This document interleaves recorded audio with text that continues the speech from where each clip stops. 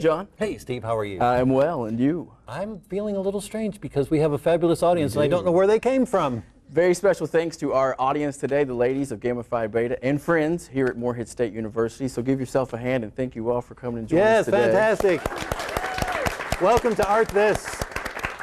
Now, John, as you can see right behind us, we have a fantastic duo today of the Adkins Parker Project, a very unique blend of yin and yang. Yes, of hello. Traditional and rock music. I can't wait. That's right. Of course, we like to feature the work that goes into art, or as we say, the work that makes art work. And so we do a field package every week, and we go out and visit with an artist from the region in their space and watch them work. And we have a great guest with us this week, Bonita Skaggs Parsons, who is a paper sculptor who makes amazing objects out of glue and paper. So let's go now to Bonita Skaggs Parsons.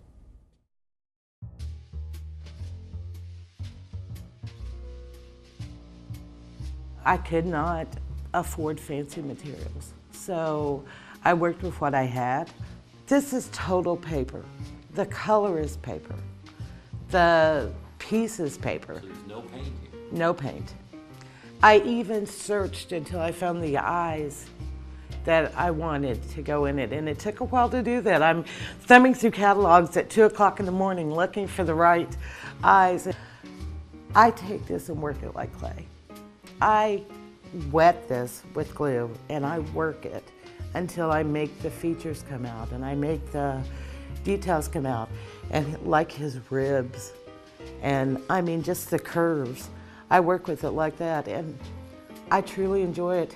It is the greatest thing on earth. I would recommend everybody try it. This is what I use to make my art. Newspaper, and everybody thinks this is really funny, but my paper has texture. And the next time that you're doing something, reading the newspaper, feel of the difference. Like the newspaper actually has one texture. The sales paper have another texture. And also, we have shine, we have color. Like where I'm working on this hat right now. I'm watching the colors in the paper so that they pop out in the hats. I tear the strips of paper and I apply the glue. And I mean, everybody thinks it's kind of haphazard, but it's become like a automatic thing for me. I want to make sure my glue's thoroughly spread and on there really good. And then I start winding. And I wind that paper in my hands. Sometimes I can't move them in the morning, but I wind that paper. But then what I start doing is I start stacking this. And this is what I was talking about, that it takes a little while because you are going to stack and shape at the same time. And this is how I do my hats. I also do a lot of sculpture, like my horses. These I'm working on for a derby hat right now, so I haven't quite got it done. And this, eventually, this gentleman will be Muhammad Ali. So I thought I would show you how I do some sculpture out of it. So when he's done, he will have a butterfly on his shoe and a bee on his fist. I build up the nose. I always try to get the nose in there. And then I'll start building a chin. I want to make sure that, I try to make the features prominent so that there's no doubt who you're looking at when you go to look at it. And usually there's some big identifying feature that you notice when you're working on them. But this works to me like clay, because after I fold this, it takes on a texture that I can actually mold. And like with the eyes, when I get the eyes in here, there'll be dips and curves in the face, because I want you to actually see the curve of the jawline and the chin and the brow. But this piece will end up being Muhammad Ali, guys. This is a hat made for the Derby. If you notice, my lady is dressed very, very elegantly. She has on her hat with her roses, And beside her is a spilt drink with ice cubes, a mint julep. And that is actually made out of the windows and envelopes is the clear part of the glass. I cut them out and put them to show glass. And then all of the rest of the hat is newspaper and glue. My dad was a carpenter. And on the front of this hat, as a homage to him, I put a working hinge, and it's made totally of paper. You can actually, the inside of the hinge is a straw so that it can slide on it, but it actually opens and closes. And on the inside, I built, for my grandpa, I built a beehive because he was a beekeeper. And if you notice, we got a queen and her workers. She's on her throne. And we've got squirrels and hawks and bears and a little girl peeking around a tree. I try to put life all over this hat because to me it's just fun. I do enjoy doing people that I grew up with, and I used to watch the Dolly Show, and I decided to do her, and I made a larger one, and on the larger one, I actually put Dollywood inside of her. I put roller coasters and all this stuff. But Dolly here is made out of a fast food box. I think it was chicken nuggets. And if you open her up, Rocky will have to, or DJ will have to open her up, one or the other. The funniest story about the large Dolly was, I took her to a show in Louisville, and the gentleman that was there came by and he wanted to look inside her, but he came over and whispered to me and he said, "I'm a preacher and I can't bring myself to get a hold of her to open her up. So would you mind to come and open her for me?" But the best story I think I have about the art is the crucifix that I talked about carving when my daddy was ill. I took it to the show in Louisville, my first big show, the one with the mink coats on the floor and the open bar, and I was just in shock when I got there. And like I said, I couldn't put on my tag that said artist, so I had it in my pocket. But that gave me advantage. I got to walk around and listen to people talk. And there was a little old lady stand. I had put "not for sale" on the piece. Well, there was a little old lady standing in front of it, and tears were running down her face. And I stepped over and we started talking, and her husband was dying of cancer. So the piece went home with her. You know, it had helped me, so I gave it to her. So. You're doing good work with your art. I hope I am. I hope when I'm gone that people will say, she was a good lady, you know, she cared about other people and she wanted to do something good.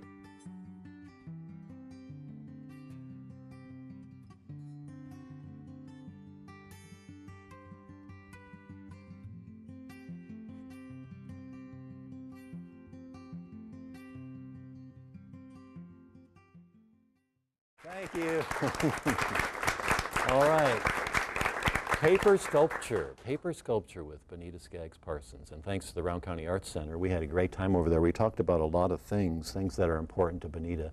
The main point with her that I've seen as she tells her stories and shows her pieces is that she gets people talking about what's on their mind or what's important to them through her art. So art becomes an opening for her to have great conversations. We appreciated all the fine work that she did, and she showed us some great stuff, but none of it is as good as what I'm about to show you. She custom made a piece just for the program. Are you ready? Brace yourself. Mona Lisa, move over. It's the Art This hat. The official Art This hat. Yes. So thank you, Bonita. Steve, what have you got up your sleeve beside your arm? Well, John, the arm is always there, but the thing we got this week that is brand new, as we debuted on the last episode of Art This, our first fart, our phone art, we have our first BART this week, which is band art. Excellent. So let's take a look at that.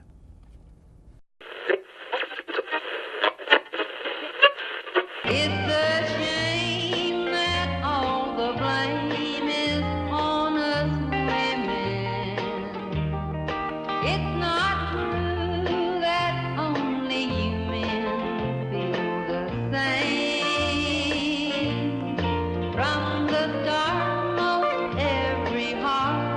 that's ever broken was because there always was a man to blame. It wasn't God who made honky-tonk angels, as you said in the words of your song. Too many times married. My name is Scotty Purnell. I've been here 9 years. We take the trash out of the buildings and put it in the garbage truck. In there, the chute is way up high on the wall where the trash comes out into the buggy. And you have to take a big iron hook, reach up and hook the trash, and it's falling down towards you. It's not a boring job. It's, you can get out and talk. We're always finding something very interesting. You never know what you're going to find in the trash. I like my job very much.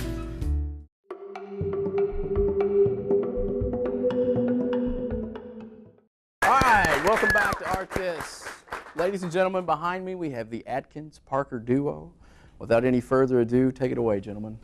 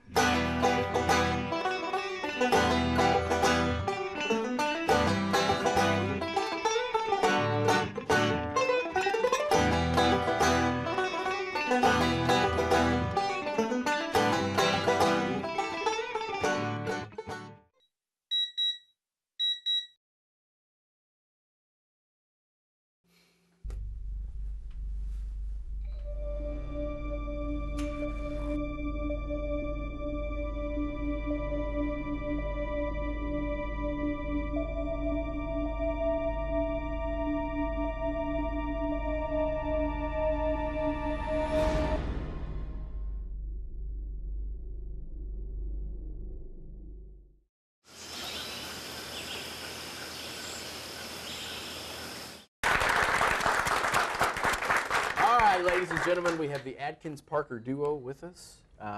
First of all, I'd like you to introduce yourself to the audience. My name is Josh Parker. I'm a guitarist of 14 years now, and I teach guitar and bass at Hot Rod's Guitar Shop here in town. I'm Josh Atkins. I've been playing banjo for probably about 6 or 7 years. Well, if you would for a minute, tell us a little bit about the process that you two have of making this music, because this is something you don't hear every day, you know, virtuoso guitar with progressive banjo. So talk a little bit how you make this music and come up with this music. Really, it's a collaboration of ideas, really. You know, music, I think, unites people. You know, it's a spiritual thing, music is, and it don't matter if it's death metal, if it's bluegrass, if it's country, rock and roll, it all speaks to us on a primal, you know, nature from the core of who we are. And we met up at the shop one day and we were just discussing different stuff, and I've always been intrigued by, you know, bluegrass music. Never could quite wrap my head around it. And we just started jamming around, ideas started floating around. I was like, hey, let's try to do something, let's write some stuff. Well, all right, well, thank you all for coming on today. Would you like to plug your Facebook pages and things? Absolutely. I have a Professor Parker page on Facebook. It's just, you know, facebook.com/Professor, capital P, Parker, capital P. And then my blues funk rock band, Cerulean, we have a page as well. It's Cerulean Music, so facebook.com/Cerulean Music. And I'm in a bluegrass gospel group, and our Facebook page is facebook.com/puregoldgospel. Well, thank you all for coming on today. Will you stick around and play one more song with us? Absolutely. All right, thank you all. Let's hear it for the Adkins-Parker Project.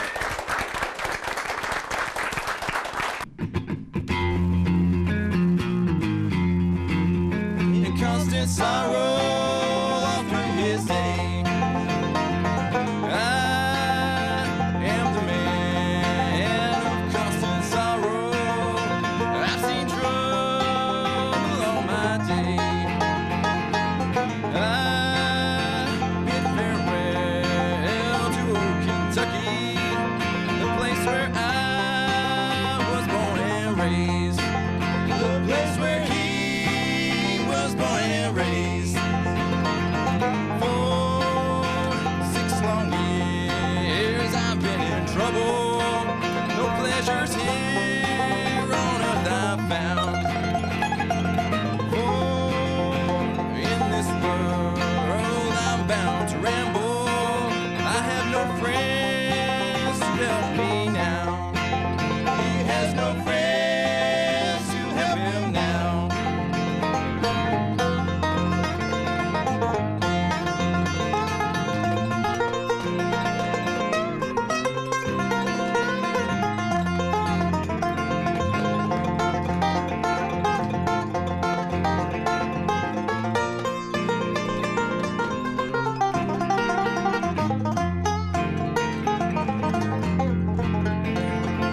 It's fare thee well, my one true lover. I never expect to see you again. For I'm about to ride that northern railroad. Perhaps I'll die upon this train. Perhaps you'll die upon this train. You can bury me in some deep valley for many years where I may lay. Then you may learn to love another while I am sleeping in my grave. While he is sleeping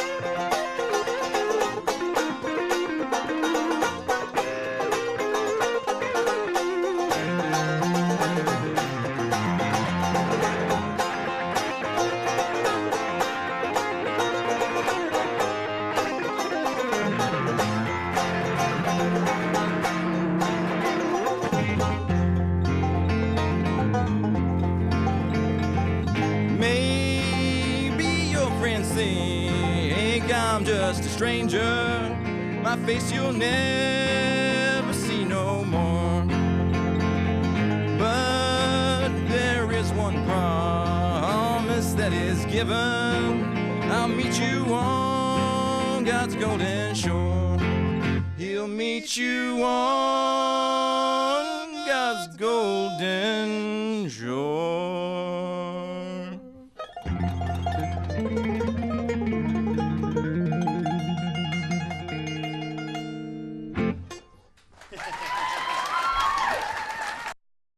Connecting you with employers and graduate program. Get info to launch your career now. Turning you into a professional. Focus on professional development. Start your job or internship now. Let Career Services help you separate yourself from the crowd. Develop into an expert candidate.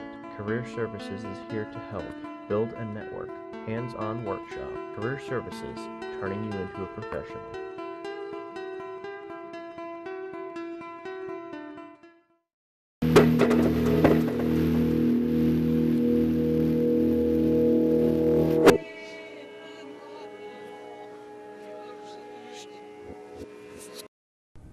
For Art This 5, we had a great response to the special feature that John Flava put together on the Cotton Guitar Company. And so we're going to run another special feature this week from Convergent Media producers Brianna Perry and Patrick Brumback on the Cave Run Symphony Orchestra.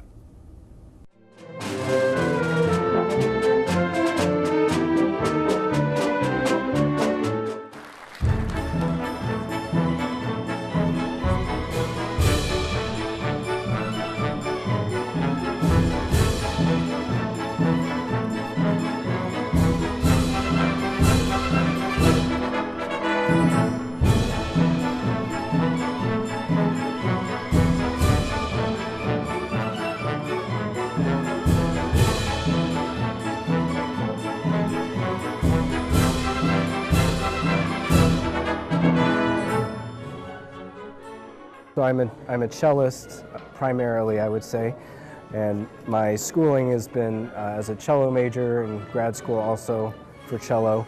Conducting it has been my secondary area. I enjoy conducting. I think it can introduce a lot of the people here to music they've never heard before, and it could just be something that the local public can call their own, you know. And I know from what I know about this community, there's a lot of traditional folk music going on, and if the orchestra could integrate that, I think that would be a great way to engage the community.